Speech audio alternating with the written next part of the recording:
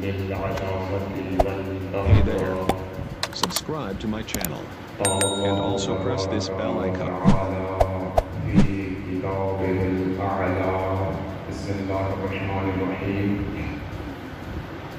وإذ قال ربك للملائكة إني جاعل في الأرض خليفة قالوا أتجعل فيها من يفسد فيها ويسفك الدماء صلوات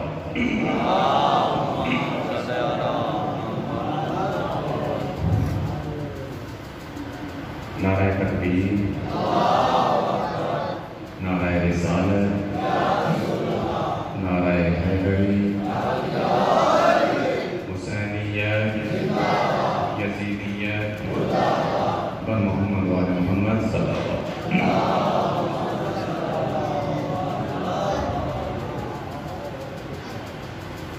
علی کے وصف اتنے شمار کون کرے؟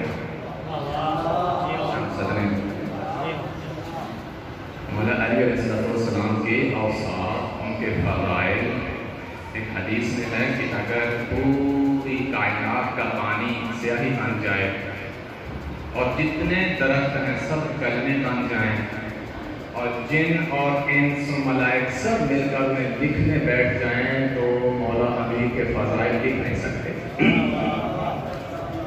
تو علی کے وصف اتنے شمار کون کرے؟ یہ کام تیرا ہے پروردگار، کون کرے؟ یہ سوچ کر نہ بنایا خدا نے اور علی، شگاف کعبے میں اخبار کار کون کرے؟ میرے محترم دیکھیے، آپ لوگوں کو پروردگار مزید انشاءاللہ حوصلہ عطا فرمائے۔ بڑی بات ہے، آپ لوگ علماء پرست ہیں، علماء کو سنتے ہیں، خدا تعالیٰ آپ کی توفیقات خیر میں اضافہ فرمائے۔ یہ یقین کیجئے آج کے دور میں آپ کا بہت بڑا جہاد ہے۔ میں ایک گزارش ضروری کرنا چاہوں گا کہ آپ لوگوں کا عقیدہ ہے نا کہ ہماری مجالس میں وہ صلوات مقدسہ آتے ہیں، ہے نا سب کا عقیدہ؟ مستورات میں مفکرات عصمت تشریف لاتی ہیں، سیدہ کونین آتی ہیں، باقی ازواج ان کی بیٹیاں آتی ہیں، باقی سب مفکرات عصمت تشریف لاتی ہیں، اور آپ احباب مردوں میں کم از کم اور کوئی نہ ہو تو سید سجاد کو تشریف لاتے ہیں، اور آپ نے یہ بھی سنا ہوگا وہ بیٹھتے کہاں پہ ہیں، تو یہ آتے ہیں نا ساتھ۔ تو میں آپ سے صرف یہ ریکویسٹ کروں گا آئندہ کے لیے بھی کہ اپنی مجالس کو خدا را ایسا رنگ نہ دینا کہ وہ آئیں نہ، کہ وہ آپ کی مجالس میں آنا گوارا نہ کرے۔ اپنی مجلس کو اس طرح کا بنائیں کہ وہ خوشی سے آئیں، کہ وہاں ہمارا ذکر ہوگا، اور اگر خدا نہ خواستہ یہاں سے کچھ ایسی چیزیں یا اس قسم کی گفتگو ہو جو ان کو ناپسند ہے تو آپ کی مجلس خالی آپ کی ہوگی، اس میں صرف آپ ہوں گے، جن کے لیے آپ بیٹھے ہیں وہ نہیں ہوں گے۔ جبکہ رواج کیا ہے، رائج کیا ہے کہ جب کسی کے ہاں قضیہ ہو جاتا ہے، کسی کے ہاں کوئی فوتگی ہو جاتی ہے تو ہمارے علاقے میں تو اسے پورا کہتے ہیں، پوری کلاس کہتے ہیں، باستر کہتے ہیں، تو ان کے پاس جاتے ہیں فاتحہ کہنے کے لیے، جہاں مرد حضرات بیٹھے ہوتے ہیں اکٹھے، تو وہاں جاتے ہیں، وہاں جا کر ڈھونڈا جاتا ہے کہ مرنے والے کا رشتہ دار یہاں کون ہے، پھر اسے افسوس کیا جاتا ہے کہ بھائی اللہ کا حکم، پروردگار کو یہی منظور تھا، وہ دیکھا ہوگا کوئی والد اس کا بیٹھا تھا، انکل یا جو بھی تھے کہ آپ کے بیٹے کا بڑا افسوس ہوا، ادھر مثلا اس کا بھائی بیٹھا اس کے ساتھ افسوس کیا آپ کے بھائی کا، یعنی افسوس کس سے کیا جاتا ہے؟ اس مرنے والے کے رشتہ دار سے۔ تو میرے بھائی یہاں ہمارا آنا یہی ہے، ہم سوگ میں بیٹھے ہیں، افسوس میں بیٹھے ہیں، لیکن خدا نہ خواستہ ہماری مجلس کا رنگ ایسا ہو جائے کہ جن سے ہم نے افسوس کرنا ہے وہی نہ آئیں تو مجلسوں کا فائدہ کیا ہے؟ تو یہ صرف ایک پیغام آپ کے سامنے عرض کرنا تھا، باقی مجالس کو آپ سنتے ہی رہتے ہیں اور بیان ہوتی رہیں گی، فضائل بھی آپ کے پاس آئیں گے، مسائل بھی آپ سنیں گے، لیکن یہ ایک نکتہ، چونکہ میں نے ایک دو بزرگواروں سے یہ بات سنی ہے، لیکن میں یہ اپنا فریضہ منصب ہی سمجھ کر عرض کر رہا ہوں کہ اپنی محفل کو، اپنی مجلس کو ایسا رنگ کبھی نہ دینا، یہاں سے وہی چیز آئے جو ان کو پسند ہو. یہاں وہ معذرت کے ساتھ جھوٹ یا اس قسم کی جو غیر شرعی چیزیں ہیں وہ سننے کے لیے کبھی نہیں آئیں گے. جو ان کے دین میں ہی نہیں ہے ان کو سننے کے لیے وہ آئیں گے. اور پھر جو ممبر سے آج کل چل رہا ہے کیا وہ، میں نہیں سمجھتا کہ وہ ذوات مقدسہ مستورات بی بی سیدہ کی شاعر شان ہو کہ وہ وہاں بیٹھ کر وہ چیزیں سنیں جو بیان ہوتی ہوں. ایسا آپ احباب خدا تعالیٰ آپ کی توفیق میں اضافہ فرمائے. بہت بڑی کاوش ہے آپ کی کہ آپ کوشش کرتے ہیں کہ جتنا ہو سکے علماء کو سنا جائے، اور علماء کی ذمہ داری سے الحمدللہ پڑھیں گے. خدا تعالیٰ ہمارے لیے دعا کیا کیجیے کہ ہمیں بھی توفیق دے کہ ہم بھی آپ کے سامنے حق بیانی کریں. ہمارے لیے بھی دعا ضرور کیا کیجیے. ہم آپ کے لیے دعا کرتے ہیں، آپ ہمارے لیے کیجیے، اور ہماری دعاؤں کی قبولیت کے لیے ایک مرتبہ صلوات پڑھ دیجیے.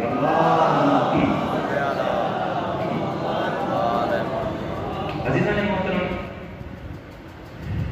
دنیا میں شاید کوئی ایسا انسان ہو جس کے کچھ دوست نہ ہو. ہر انسان کے کچھ نہ کچھ دوست ہوتے ہیں، اور جہاں اس کے دوست ہوتے ہیں لا محالہ دشمن بھی ہوتے ہیں یا نہیں؟ ہر انسان کے کچھ دوست ہیں اگر تو کچھ دشمن ہیں. لیکن میرے محترم، پروردگار کی کائنات میں اگر میں مبالغہ آرائش سے کام نہ لوں یا خدا نہ خاصا غلط بیانی نہ ہو تو مخلوق کے پروردگار میں فقط ابو طالب علیہ السلام کا بیٹا علی علیہ السلام ہے جن کے دشمن سب سے زیادہ ہیں. سب سے زیادہ. آپ کہیں گے کہ یہ بڑی عجیب بات ہے، اس کو ثابت بھی تو کرنا ہوگا. میں نے کل بھی عرض کی کہ بات کوشش کرتا ہوں ثبوت روپ سے عرض کروں. میں نے عرض کیا کہ سب سے زیادہ حضرت علی علیہ السلام کے دشمن ہیں. حتیٰ اللہ تبارک و تعالیٰ سے بھی زیادہ مولا علی علیہ السلام کے دشمن ہیں. رسول اللہ سے بھی زیادہ مولا علی علیہ السلام کے دشمن ہیں. بھائی دیکھیے نا، جو اللہ کا دشمن ہے وہ بھی علی علیہ السلام کا بھی دشمن ہوا. لیکن بعض ایسے ہیں کہ جو اللہ کے تو دشمن نہیں لیکن علی علیہ السلام کے دشمن ہیں. پھر بعض ایسے ہیں جو اللہ کے بھی دشمن نہیں، اللہ کو بھی مانتے ہیں، رسول اللہ کو بھی مانتے ہیں، لیکن علی علیہ السلام کے وہ بھی دشمن ہیں. اس کا مطلب ہے کچھ ایسے ہیں جو علی علیہ السلام کے اکیلے کے دشمن ہیں، اور کچھ ایسے ہیں جو حضرت علی کے ساتھ ساتھ رسول خدا بھی شریک ہو جائے، سب کے دشمن دونوں کے ہو گئے. اور بعض ایسے ہیں جو اللہ تبارک و تعالیٰ کے ساتھ مولا علی علیہ السلام کے دشمن ہیں. تو ان کا دشمن کا دائرہ بہت وسیع ہے. تو میرے بھائی، اگر علی علیہ السلام کے دشمن اتنے زیادہ ہیں تو آپ کیا سمجھتے ہیں کہ ان کے ماننے والوں کے دشمن کم ہوں گے؟ یہ دقت لینا آج یہ دور جو چل رہا ہے نا، حالات حاضرہ جو چل رہا ہے نا، چونکہ اس کو میں اس میں ہوں اس وقت، سب سے زیادہ جو فوکس ہو رہا ہے آپ دونوں پر ہوگا. اور میں نے الحمدللہ یقین کیجیے گا، میں جو مشاہدے میں وہ عرض کر رہا ہوں کہ اکثر شیعہ ان سختیوں کی وجہ سے اپنا مذہب بدل دیتے ہیں. اب میں آپ کو شعور میں کیا میری جان، شیعہ اگر بننا ہے تو سختیوں کے لیے تیار رہنا ہوگا. شیعہ کہلوانا آسان ہے، لیکن جب آپ نے شروع کر لیا، معصوم کا فرمانا ہے کہ پتہ نہیں سرائکی میں کیا کہتے ہیں، جھگ کہتے ہیں، جھگ. وہ سرائکی میں کہتے ہیں کہ اتنی جلدی جھگ تو پانی نہیں آتا جتنی جلدی مولا علی دے مرن نہ رہے مصیبت آ گئی. ان ہوا سے تیار رہنا ضروری ہے. یہ نہ کرے کہ جب راستہ ہمارا علی علیہ السلام والا ہے تو میرے بھائی یقیناً وہی حالات ہمارے سامنے پیش آئیں گے. جیسا یہ چیزیں متصور ہیں، یہ یقینی ہیں کہ یہ تیار رہنا ہے ہم لوگوں کو انشاءاللہ. اور پروردگار ہمیں موفق فرمائے، ہمیں ثابت قدم رکھے، ہم مولا علی علیہ السلام کی ولایت پر قائم رہیں. یہ سب سے بڑی دعا فرمایا مجھے گا. آج آپ کے سامنے کی ہے ایک آیت کریمہ جو بڑی معروف ہے، اور اس میں پروردگار نے تذکرہ فرمایا ہے انسان کی تخلیق سے بھی پہلے کا واقعہ ہے. یعنی ابھی تخلیق انسان نہیں ہوئی اور واقعہ یہ پیش آیا، اس واقعے کو پروردگار ہمارے سامنے کوٹ کر رہا ہے. کیا کہہ رہا ہے؟ اذ قال ربک للملائکہ، یا میرے حبیب اس وقت کو یاد کرو جب تمہارے رب نے ملائکہ سے کہا، کیا کہا؟ انی جاعل فی الارض خلیفہ، کہ میں زمین میں خلیفہ قرار دینے والا۔ سب سے بڑا اختلاف جو ہمارا آج کل چل رہا ہے وہ یہی چل رہا ہے کہ ایک دوسرے کی بات کو سن نہیں رہے۔ اگر کسی ایک دوسرے کی بات ہم بیٹھ کر سن لیں تو میرے خیال میں اختلافات اتنے زیادہ نہ ہوں۔ یقین کیجیے گا یہ ہمیں جو دور کیا جا رہا ہے یہ صرف اس لیے کہ اگر یہ بیٹھ گئے تو ممکن ہے یہ ایک دوسرے کے ساتھ مفاہمت کر لیں اور ہم مولویوں کی جمعراتیں ضائع ہو جائیں۔ تو یہ جو جمعراتی قسم کے مولوی ہیں یہ ہمیں جدا کرنے پر تلے ہوئے ہیں۔ آپ ان چیزوں کو دقت سے لیں۔ مالک دو جہاں نے ارشاد فرمایا کہ اے میرے حبیب اس وقت کو یاد کرو جب تمہارے رب نے ملائکہ سے کہا کہ میں زمین میں خلیفہ قرار دینے والا ہوں۔ میں یہاں ایک چھوٹی سی ناری بات ہے وہ آپ سے کرنا نہیں چاہتا۔ تو اس سے ثابت یہ ہوتا ہے کہ پروردگار نے پہلا خلیفہ قرار دیتے وقت یہ بتا دیا کہ زمین میں جب بھی خلیفہ ہوگا وہ میری مرضی سے ہوگا۔ بھائی دیکھیے نا، اگر ہم خلیفہ بنائیں گے تو اپنے جیسا ہی کوئی بنائیں گے نا۔ اب مجھے یہ بتائیے، میں معصوم نہیں، میں منظور ہے، میں قبول کرتا ہوں، میں تو معصوم نہیں، لیکن آپ میں سے کوئی معصوم ہے نہیں نا۔ اور اگر آپ سارے مل جائیں تو کیا آپ اپنے آپ کو معصوم بنا سکتے ہیں؟ عزیزاً محترم، عقلی قاعدہ یہی ہے کہ جو غیر معصوم ہے، ایک بھی ہو غیر معصوم ہے، لاکھ بھی ہو تو غیر معصوم ہی رہتے ہیں، اور غیر معصوم کبھی بھی کسی معصوم کا انتخاب نہیں کر سکتے، وہ اپنے جیسا ہی خطا کاری کریں گے نا۔ اس لیے اس نے کہا کہ جب بھی خلیفہ بناؤں گا میں بناؤں گا، یہ بات طے ہو گئی، جب بھی خلیفہ بناؤں گا میں بناؤں گا۔ ایک روایت ذہن میں آ گئی، مولانا علی علیہ السلام راوی، صلوات پڑھیے گا ایک مرتبہ۔ آپ فرماتے ہیں کہ صحابہ میں تشریف فرما دے اور فرمانے لگے کہ ایک مرتبہ میں اور رسول اللہ صلی اللہ علیہ وآلہ وسلم کہیں جا رہے تھے اور ایک آدمی سامنے سے نظر آیا، اچانک نظر آیا۔ اس نے رسول خدا کو سلام عرض کیا، اس کے بعد میری طرف، مولا علی فرما رہے ہیں، کہتے ہیں وہ آدمی پھر میری طرف متوجہ ہوا اور مجھ پر سلام کیسے کیا اسے؟ السلام علیکہ یا رابع الخلفاء ورحمۃ اللہ وبرکاتہ، کہ اے چوتھے خلیفہ آپ پر میرا سلام اور اللہ کی رحمتیں ہو۔ بات سمجھیں آپ بھی خاموش ہو گئے ہیں۔ اسی طرح جب مولا وہاں بیان صحابہ میں کر رہے وہ بھی خاموش ہو گئے۔ کیا فرمایا؟ اس آدمی نے مجھے سلام کیا السلام علیکہ یا رابع الخلفاء، اے چوتھے خلیفہ آپ پر میرا سلام۔ مولا علی فرماتے ہیں کہ میں رسول اللہ صلی اللہ علیہ وآلہ وسلم کی طرف متوجہ ہوا، میں نے کہا سرکار اس نے کیا تمہاری اس نے خود رسول اللہ سے مخاطب ہو کے عرض کی، آقا میں نے درست پر عرض کی ہے؟ سرکار دو عالم فرماتے ہیں ہاں تم نے درست کہا، یہ چوتھا خلیفہ۔ اب آپ بھی خاموش ہیں، پریشان ہیں، بالکل درست ہے، رسول خدا نے جب فرما دیا کہ یہ چوتھے خلیفہ ہیں، آپ کیوں نہیں مانیں گے؟ کس کی ضرورت ہے رسول خدا کے قول کو نہ قبول کریں؟ اور انہوں نے فرمایا نہیں چوتھے خلیفہ۔ آپ مانتے ہیں یا نہیں چوتھا خلیفہ؟ جی آپ تو کہتے ہیں خلیفہ بلا فصل ہے، تو پھر چوتھا تو نہ رہا، یا پھر آج سے خلیفہ تو بلا فصل چھوڑ دیں، یا پھر آپ کہیں گے ہم نہیں چوتھا مانتے۔ لیکن یہ حدیث ہے، پاک پیغمبر نے تصدیق فرمائی کہ ہاں علی تم چوتھے خلیفہ ہو۔ صحابہ پریشان ہو گئے، ان کا سرکار یہ کیا بات ہوئی؟ ہم آپ کو خلیفہ بلا فصل مانتے ہیں، آپ خود ہی خود کو چوتھا مانی گئے۔ آپ نے فرمایا تم بھی درست ہو اور غلط وہ بھی نہیں،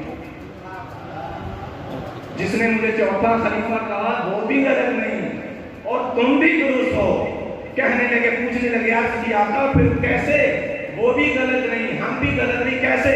آپ نے فرمایا میں چوتھا خلیفہ ہوں لیکن آسمانی خلفاء کے لحاظ سے، نہ زمینی خلفاء کے لحاظ سے۔ ہوں میں چوتھا ہی لیکن زمینی خلفاء کے لحاظ سے چوتھا نہیں، آسمانی خلفاء کے لحاظ سے۔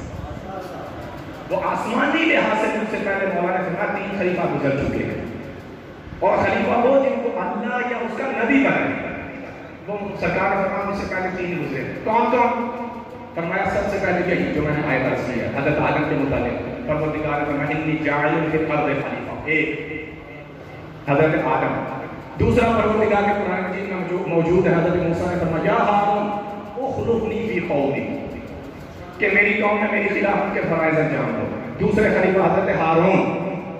تیسرا پروردگار نے فرمایا یا داؤد انا جعلناک خلیفۃ فی الارض، اے داؤد ہم نے آپ کو خلیفہ فی الارض قرار دیا. آپ نے فرمایا یہ ہوگا مجھ سے پہلے. تیسرا. چوتھا میں ہوں. قرآن مجید میں جو آیت ہے نا آذان من اللہ ورسولہ الی الناس یوم الحج الاکبر، فرمایا یہ جو غدیر کے دن اعلان وہ میری ہی خلافت کا تھا. آپ نے فرمایا یہ چوتھا نمبر ہے میرا، مجھ سے پہلے وہ تین ہیں، یہ نہیں. اور میں نے یہ آیت اسی لیے عرض کی ہے کہ مالک نے اسی دن اعلان کیا تھا خلیفہ میری مرضی سے بنے گا. جب عہدہ میرا ہے تو اس پر آپ لوگ کیسے دکھا سکتے ہیں؟ عزیزان گرامی کر آپ پروردگار نے اعلان فرما کے بتائیں گے ٹائم دونوں میں بھی پڑھنا ہے، بعد میں نماز کے لیے وقفہ بھی آپ کو دینا ہے.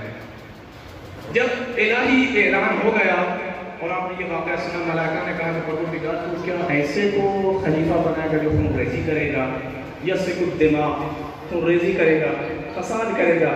تو پروردگار نے کیا فرمایا؟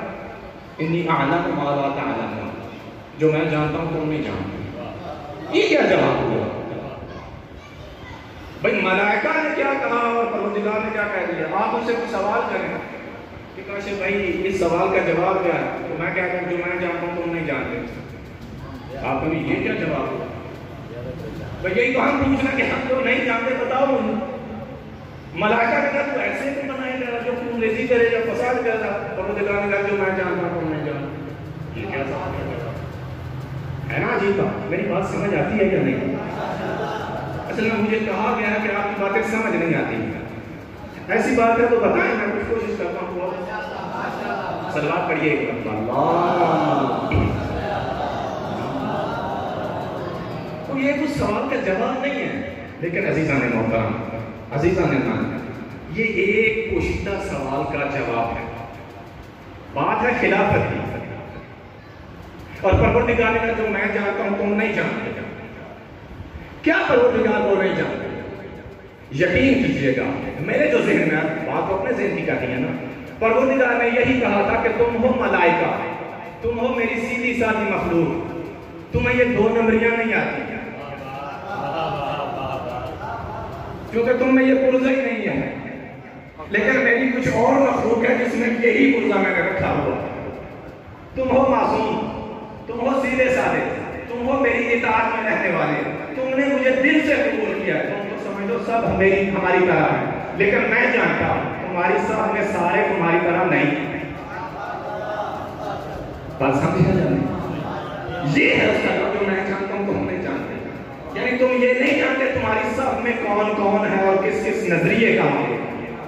تو وہ ثابت ہوا کب؟ جب پروردگار نے اعلان فرمایا کہ یہ میرا خلیفہ ہے، تو پتہ چل گیا نا ملک کون تھا اور شیطان کون تھا. مومن اور منافق فرق آ گیا. تو میرے بھائی خدا کی قسم یہ پہلے دن سے مالک نے قانون بنا دیا تھا کہ اگر مومن اور منافق کی پہچان کرنا ہو تو اللہ کے خلیفہ کا ذکر شروع کر دو. اللہ کے خلیفہ کا ذکر کرو، تمہیں پتہ چل جائے گا مومن کون ہے اور منافق کون ہے. تو یہ تو قاعدہ روز ریاست سے بن چکا. یہ مالک نے بتایا کہ انی اعلم ما لا تعلم، جو میں جانتا ہوں تم نہیں جانتے. تمہیں نہیں پتا تمہاری صفوں میں کون کون گھسا ہوا ہے. اب بھائی ہمیں کیا پتا؟ نمازی ہیں وہ سارے نمازی بھی ہیں، سارے حاجی بھی ہیں، الحمدللہ صحبت بھی سب کو ہے، ملائکہ کی صحبت میں ہیں، صحابی بھی ہیں، اللہ کے صحابی ہیں، ملائکہ کے ساتھ صحبت میں. لیکن تب تک منافق کا پتہ نہیں چلا جب تک خلیفہ کا اعلان نہیں ہوا. خلیفہ کا اعلان منافقت کی پہچان بن جاتا. اب ایک اور طرف میں گزارش کروں کہ ایک اور چیز کی طرف متوجہ آپ کو دیکھیے. حضرت آدم علیہ السلام سے ایک اور آیت پروردگار نے فرمایا بسم اللہ الرحمن الرحیم. پروردگار فرمایا اس اور الملائکہ انی خالق بشر من صلصال من حمأ مسنون فاذا سویته ونفخت فیہ من روحی فقعوا له ساجدین. تو میں جب ملائکہ سے کہا نا تمہارے رب نے کہ میں ایک یہ ترجمہ بعض بزرگوں نے بڑا عجیب کیا ہوا ہے کہ میں گندی اور بدبودار سیاہ مٹی سے آدم بنانے والا ہوں. تو مجھے اسے غرض نہیں, بن تو گیا مٹی سے, بنانے والا ہوں. جملہ جو میرے منہ سے متعلق وہ اگلا ہے. اس کے بعد پروردگار نے فرمایا اذا سویتہ, جب میں اسے سنوار لوں, جب میں اسے بنا لوں, ابھی کچھ نہیں کر رہا. وَنَفَخْتُ فِيهِ مِن رُوحِي, بنانے کے بعد جب میں اس میں اپنی روح ہوں فَقَعُوا لَهُ سَاجِدِينَ, جو ہی میں اس میں روح ہوں اسے سجدے میں گر جانا. جب تک روح نہیں آئی سجدے کا حکم نہیں دیا, یہ متوجہ رہنا ہے. فرمایا جب اذا سویتہ وَنَفَخْتُ فِيهِ مِن رُوحِي فَقَعُوا لَهُ سَاجِدِينَ, جب میں اس میں روح اپنی پھونکوں سجدے میں گر جانا. متوجہ ہیں آپ؟ اب ادھر حضرت آدم علیہ السلام ان میں روح پھونکی گئی, ادھر سے ملائکہ نے سجدہ کر دیا. اب مجھے یہ بتائیے کہ ملائکہ نے جب سجدہ کیا شیطان نے کیوں نہیں کیا؟ اب اس کا سنیں احتجاج سنیں نے کیوں نہیں کیا؟ پروردگار نے کہا کہ تم نے کیوں سجدہ نہیں کیا؟ جسے میں نے اپنے دونوں ہاتھوں سے بنایا, تم نے اسے سجدہ نہیں مانا تھا, تم نے اسے سجدہ کیوں نہیں کیا؟ اس نے کہا خلقتنی من نار و خلقتہ من طین, مجھے آگ سے تم نے خلق کیا ہے, اسے مٹی سے, انا افضل منہ, میں اس سے افضل ہوں. افضل کو مفضول کے سامنے جھکا رہا ہے, یہ نہیں ہو سکتا. اسی طرح یہاں جھکتا ہے. مجھے یہ بتائیے کہ ملائکہ کے ذہن میں یہ سوال کیوں نہیں آیا؟ ٹھیک ہے کہ یہ تو ہم سے مفضول ہے, ہم ملک ہیں, یہ مٹی ہے. ان کے ذہن میں کیوں نہیں آیا؟ یہ شیطان کے ذہن میں کیوں آیا؟ مجھے رہنا, اس قسم کے سوالات شیطانی پیدا ہوتی ہیں. جب بھی کسی معصوم کی اطاعت کے لیے بولا جائے, وہ اس میں سے اگر کینکار شروع کرنے سمجھ لی شیطان بول رہا ہے. ملائکہ نے نہیں اعتراض کیا, شیطان نے کہا کہ میں سے افضل. اب مجھے آپ یہ بتائیے, ملائکہ نے سجدہ کیا, مٹی سے ملک افضل ہے یا نہیں؟ وہ نور سے ہے, افضل ہے, لیکن اس نے سجدہ کیا. سوال یہاں مفسرین سارے لکھتے ہیں کہ حضرت آدم کی فضیلت کی وجہ کیا ہے؟ حضرت آدم افضل ہے, کیا ہے وجہ فضیلت؟ تو یہاں سب کہتے ہیں تو انہیں علم, وجہ فضیلت علم ہے. تو آپ سے یہ سوال ہے کہ آپ علماء سے پوچھیے, ضرور پوچھا کیجیے کہ جب ادھر روح پھونکی گئی, ادھر انہوں نے سجدہ کر دیا, وہ علم آیا کہاں سے؟ اتنا تو وقت ہی نہیں ملا کہ علم سیکھ سکے. بھائی میری بات سمجھ آ رہی ہے نہیں؟ ادھر سے اس نے کہا جو ہی میں روح پھونکوں فقعوا, یہاں فا کا کتنا صاحب جانتے ہیں کہ فا فوریت کے لیے آتا ہے. فا جو کلمہ فا ہے لفظ, فقعوا, قعوا کا جو فا داخل ہے یہ فوریت کے لیے آتا ہے. جو ہی میں روح پھونکوں فوراً سجدے میں گرنا, ایک لمحہ ضائع کیے بغیر سجدے میں جانا. تو میرے بھائی اس میں علم آ کہاں سے گیا؟ بات سمجھ لیں, آ گیا جہاں سے بھی آیا. لیکن ایک چیز یہاں سے ثابت ہو گئی کہ ایک چیز تو ثابت ہو گئی کہ جو خلیفۃ اللہ ہوتا ہے وہ یہاں آ کر فضائل نہیں حاصل کرتا, وہ نمازیں روزے حج زکاتیں کرنے کے بعد افضل نہیں ہوتا, وہ پیدا ہی افضل ہوتا ہے.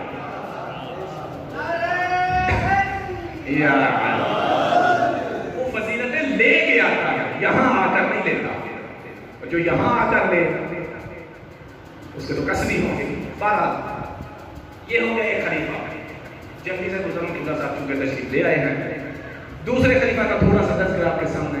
پروردگار کے حبیب نے ارشاد فرمایا یا علی انت منی بمنزلۃ ہارون من موسیٰ, کہ علی میری اور تمہاری منزلت کیا ہے جیسے موسیٰ اور ہارون کی. یعنی میں بمنزلہ موسیٰ اور آپ بمنزلہ ہارون. یہ دوسرے خلیفہ میں نے عرض کیا تھا لقنی فی قومی, کہ ہارون میری قوم میں میرے خلافت کے فرائض انجام دو, میرا خلیفہ بنو. یہ دوسرے خلیفہ آسمانی لحاظ سے نازل ہوا خلیفہ حضرت ہارون علیہ السلام. اب ایک ان کی دعا ہے جو ہم لوگ بھی نمازوں میں وغیرہ مانتے ہیں. کیا فرمایا؟ بسم اللہ الرحمن الرحیم, رب اشرح لی صدری ویسر لی امری واحلل عقدۃ من لسانی یفقهوا قولی. یہاں تک ہم پڑھی کرتے ہیں. اس سے اگلے کچھ جملات, وجعل لی وزیرا من اہلی ہارون اخی واشدد به اذری واشرکه فی امری کئی نسبہ. یہ اگلے جملے ہیں یہ موضوع سے. فرمایا پروردگار ربی شرح لی صدری، میری شرح صدر فرما، ویسر لی امری، میرے عمل کو آسان فرما، واحلل عقدۃ من لسانی، میری زبان کی گرہ، عام لفظوں میں ترجمہ ہے، میری زبان کی گرہ کھول دے. اس کے بعد کیا فرمایا پروردگار کے حبیب حضرت موسیٰ علیہ السلام نے فرمایا وَجَعَلْ لِي وَزِيرًا مِّنْ أَهْلِي ہارون اخی. پہلے میں نے کیا عرض کیا تھا کہ ابتدا ہی میں پروردگار نے یہ عہد آپ تک پہنچا دیا تھا کہ زمین میں جب بھی خلیفہ ہوگا میری مرضی سے ہوگا. گزارش کی تھی نا. یہ دیکھیے حضرت موسیٰ سے کیا فرمایا پروردگار وَجَعَلْ لِي، قرار تو دے. یہ نہیں کہا کہ میں قرار دیتا ہوں. وَجَعَلْ لِي وَزِيرًا مِّنْ أَهْلِي هَارُونَ أَخِي، ساری علامات بھی بتا رہے ہیں، ایڈریس بھی دے رہے ہیں کہ پروردگار میرے اہل سے میرے بھائی کو ہارون کو میرا خلیفہ قرار دے. بات شاید آپ سمجھے نہیں. یہ نہیں کہا کہ میں اپنے اہل سے اپنے بھائی ہارون کو خلیفہ بنا رہا ہوں. کہا نا تمہیں سب بتا رہا ہوں لیکن اختیار پروردگار صرف تیرا. تو بتانا یہ چاہتے ہیں حضرت موسیٰ کہ دیکھو میں نبی ہو کر، اگر نبی ہو کر اپنا خلیفہ خود قرار نہیں دے سکتا تو کوئی امتی کیسے یہ اختیار لے سکتا؟ بھائی اگر نبی خود اپنا خلیفہ اختیار کرنے کا اختیار نہیں رکھتا تو کوئی امتی کیسے اختیار رکھتا ہے کہ ہم جس کو چاہیں اپنا نبی کا خلیفہ قائم کرا. یہ عقلی خدا نہ خاصا کوئی جھگڑے کی بات ہے یا آپ کسی تفسیر کو اٹھائیں. یہ وہ باتیں ہیں جو کامن ہیں سب کے نزدیک مسلمہ ہیں. یہاں حضرت موسیٰ علیہ السلام کی دعا آپ کے سامنے ہے. اب میں یہ عرض کرتا ہوں حضرت موسیٰ سے کہ سرکار اب یہ پتہ کب اسے حکم ہوا، یہ کب حکم ہوا؟ پروردگار نے جب فرمایا نا یا موسیٰ اذهب الى فرعون انه طغى، کیا موسیٰ فرعون کے پاس جو وہ سرکش ہو گیا، وہ میرے مقابلے پہ آ رہا تھا. اندازہ لگائیے، مجھے یہ بتائیے کہ فرعون نے کیا جرم کیا ہے، اس کا گناہ کیا ہے؟ اس نے کوئی نبوت کا دعویٰ کیا جی، خلافت کا دعویٰ کیا، امامت کا دعویٰ نہ، اس نے ڈائریکٹ خدائی کا دعویٰ کیا. اس نے نبوت امامت خلافت نہیں، اس نے کہا خدا میں ہوں. اس نے اپنے آپ کو ڈائریکٹ خدا کا شریک قرار دیا. نبوت میں شرک نہیں، امامت میں شراکت نہیں، خلافت میں نہیں، کہا میں خدا ہوں. انا ربکم الاعلی، میں تمہارا رب ہوں. عزیزہ نے محترم یہ معاملہ ہے کہ دیکھیے ہم پر اعتراض ہوتا ہے، ایک اعتراض کیا جاتا ہے بعض بزرگواروں کی جانب سے کہ حضرت علی علیہ السلام اتنی دیر خاموش کیوں رہے؟ اگر وہ اپنے آپ کو حق سمجھتے تھے تو وہ خاموش کیوں رہے؟ میں کہوں یہاں خدا کیوں خاموش رہا؟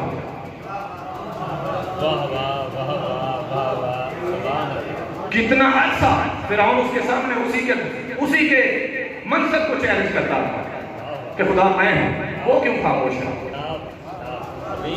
قبلہ میری بات سمجھ آ رہی ہے؟ صلوات پڑھیے گا ایک مرتبہ. اگر خاموشی دلیل حق ہے کہ کسی کا خاموش ہو جانے اس بات کی دلیل ہے کہ یہ سچا ہے تو پھر معذرت کے ساتھ معاف کرنا فرعون کو بھی خدا مانو، کیونکہ فرعون نے خدائی کا دعویٰ کیا تو خاموش ہے. تو اگر یہاں جھوٹ ہے تو پھر معذرت کے ہر جگہ پر ایسا نہیں ہوتا.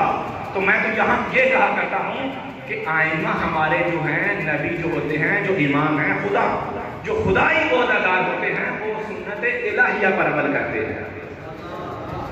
وہ ہماری عقلوں کے مطابق عمل نہیں انجام دیتے، وہ جو امر الہی ہوتا ہے ویسا عمل کرتے ہیں.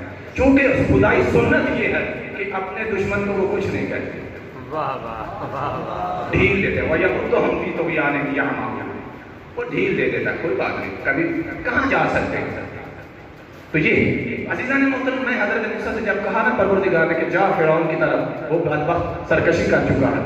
حضرت موسیٰ بجائے اس سے کہ فرعون کے پاس چلے جائیں اور اعلان حق فرمائیں، اسے دعوت حق دیں، تبلیغ حق کی طرف لائیں، انہوں نے کہا رب اشرح لی صدری ویسر لی امری واحلل عقدۃ من لسانی یفقهوا قولی واجعل لی وزیرا من اہلی ہارون اخی. میں کہوں گا حضرت موسیٰ تو اتنے جلیل القدر اور آپ نے سنا بڑے وہ جلال والے تھے نا، روایات آپ تک پہنچی ہے نا کہ انہوں نے تو ایک ملک الموت کو بھی تھپڑ دے مارا تھا اور اس کی ایک آنکھ کھول دی تھی. سنیے روایت یہ، جی ہاں یہ روایت ہے کہ ملک الموت صاحب آئے ایک مرتبہ حضرت موسیٰ کے پاس. حضرت موسیٰ سے آ کے کہا بھی کون ہو, کیا چاہیے؟ کہا جی میں ملک الموت اور آپ کی روح قبض کرنا ہے. حضرت موسیٰ کو جلالا تھپڑ دے مارا اس کے منہ پہ اور اس کی ایک آنکھ پھوڑ دی. اب وہ بیچارہ ہاتھ پہ لیے اوپر پروردگار کی بارگاہ, مالک یہ کس کے پاس مجھے بھیج دیا تھا جو تجھ سے ملاقات ہی نہیں چاہتا. یعنی آپ اندازہ لگائیں کہ آیا اللہ کا فرزادہ, اللہ کا پیغمبر ایسا ہو سکتا؟ ایسی طبیعت کا مالک اللہ کا ہو سکتا ہے پیغمبر؟ بہرحال میں اس سے بات نہیں کرنا چاہتا. یعنی ایسا نبی ملک سے نہیں ڈرتا. ملک الموت الگ ایسی چیز ہے جس سے ڈرنا چاہیے. پروردگار کی مخلوق میں سب سے بھیانک یہی فرشتہ ہے. جس گھر میں آتا تھا کتنے کتنے دن وہاں ہنسی نہیں ہوتی. اس سے ڈرنا چاہیے جو ایسے ملک سے نہیں ڈرتا. فرعون کے پاس جانے سے ڈر رہا ہے. کہتا رب اشرح لی صدری یسر لی امری واحلل عقدۃ من لسانی یفقهوا قولی واجعل لی وزیرا من اہلی ہارون اخی واشدد بہ اذری. پروردگار میں اس کے پاس تو جاؤں گا لیکن یہ میرے کچھ کام ہیں, یہ کر دے, میرے ساتھ میرے بھائی ہارون کو بھی چلا. میں کہوں گا سرکار آپ جائیں تو قدم تو بڑھائیں. آپ تو قدم ہی نہیں بڑھا رہے. جائیں تو اگر فرعون بات نہیں فرض کرے مانتا, آپ کے لیے مشکلات کھڑی کرتا ہے, آپ کے سامنے فوج لے کے آ جاتا ہے, سختیاں کرتا ہے, مقابلے پہ آتا ہے, پھر ٹھیک ہے آ کے مانگ لینا پروردگار سے کہ مالک میں اکیلا کافی نہیں, میرے ساتھ کچھ حکومت بھی دے, مجھے مددگار بھی دے, میرا وزیر بھی دے, تب آ کے مانگنا بات بنتی بھی ہے. لیکن حضرت موسیٰ یہاں کہیں گے, ضرور کہیں گے, آپ یہ سوال کریں کہ میں یہاں وزیر, یعنی پہلے ہی قدم ابتدائی تبلیغ میں ہی وزیر کی استدعا پروردگار سے کر کے اس سے مانگ کے تمہیں یہ بتانا چاہتا ہوں کہ وزیر کی ضرورت ابتدائی تبلیغ پہ ہوتی ہے, اختتام تبلیغ پہ نہیں ہوتی. بات سمجھیں؟ تو یہ جو غدیر ہے یہ ہمارے لیے ہے. وَإِلَّا رسول اللہ نے تو دعوت ذو العشیرہ میں حضرت موسیٰ کی سیرت کو دہرا دیا تھا, وہی فرما دیا تھا. کیا تھا دعوت ذو العشیرہ میں؟ آپ کو پتا ہے کہ کلمہ درجہ بدرجہ ایک دم سے سارا نہیں آیا. کچھ دیر رسول خدا نے تبلیغ کی, لا قولوا لا الہ الا اللہ تفلحوا, کہ لا الہ الا اللہ پڑھو فلاح پا جاؤ گے.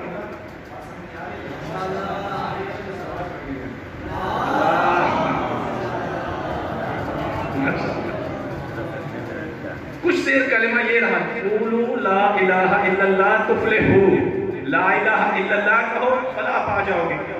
پھر پروردگار نے حکم فرمایا کہ اپنی نبوت کا اعلان کرو. دعوت ذو العشیرہ آئی, آپ نے فرمایا انی رسول اللہ الیکم, یعنی کلمہ دو حصوں والا آ گیا, شہادتین آ گئی, لا الہ الا اللہ بھی پڑھو, میری رسالت کا بھی اقرار کرو, یعنی محمد رسول اللہ بھی پڑھو, لا الہ الا اللہ بھی پڑھو, محمد رسول اللہ بھی پڑھو. اور پروردگار نے فرمایا جو لا الہ الا اللہ پڑھے گا, محمد رسول اللہ پڑھے گا, جو آج میری اس کام میں مدد دے گا, وہی میرا خلیفہ ہوگا, وہی میرا جانشین ہوگا, وہی میرا وزیر ہوگا. عزیزان محترم سننا, وہی میرا خلیفہ ہوگا, وہی میرا جانشین ہوگا. تو عزیزان من ہر کتاب سنی ہو یا شیعہ سب میں لکھا ہے حضرت علی علیہ السلام کھڑے ہوئے اور آپ نے فرمایا سرکار میں آپ کو مدد کروں. اور کیا وعدہ تھا رسول خدا کا کہ جو لا الہ الا اللہ پڑھے گا, محمد رسول اللہ پڑھے گا, وہ میرا خلیفہ ہوگا, میرا جانشین ہوگا, میرا وسیع ہوگا. یہ وعدہ ہے رسول خدا کا. جو لا الہ الا اللہ محمد رسول اللہ پڑھے گا, یہ تین عہدے اس کے ہوں گے. اب رسول خدا کے کہنے پر مولا امیر علیہ السلام نے پڑھا لا الہ الا اللہ محمد رسول اللہ. اب وعدہ پورا کرنے کے لیے رسول خدا کو پڑھنا پڑا علی ولی اللہ وسیع رسول اللہ خلیفاتہ بالخلافت. بات سمجھے کہ لا الہ الا اللہ محمد رسول اللہ پڑھنا حضرت علی کی سنت ہے, لیکن علی ولی اللہ وسیع رسول اللہ و خلیفاتہ بالخلافت پڑھنا رسول اللہ کی سنت. اب سنی کوئی بھی ہو, مجھے کسی سے کہا اب سنت رسول خدا پر عمل کرے. عموماً چاہتے ہیں کہ یہ سنت سے مراد رسول خدا کی سنت ہے, تو رسول خدا کی سنت کو دعوت ذو العشیرہ میں یہی ہے کہ علی ولی بھی ہے, علی مسیح ہے, میرا خلیفہ بھی ہے, میرا جانشین بھی ہے. اور میں نے گزارش کی کہ پروردگار نے خود اعلان فرمایا تھا کہ وزارت کا ہے, کی رسالت کا ہے. پروردگار سے التجا ہے. اب مسائل قبلہ صاحب انشاءاللہ آپ کے پاس پڑھیں گے, ٹائم بہت شارٹ ہو گیا. پروردگار سے التجا ہے کیونکہ یہ آخری مجلس ہے، آخری آپ کے سامنے حاضری ہے مولا کی بارگاہ میں، اور ان سے دعا ہے التجا ہمارے کے جہان سے کہ ہم سب کی معرفت میں اضافہ فرمائے۔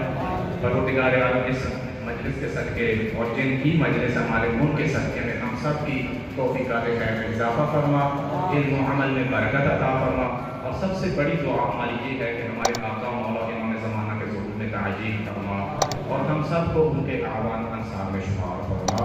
والسلام علیکم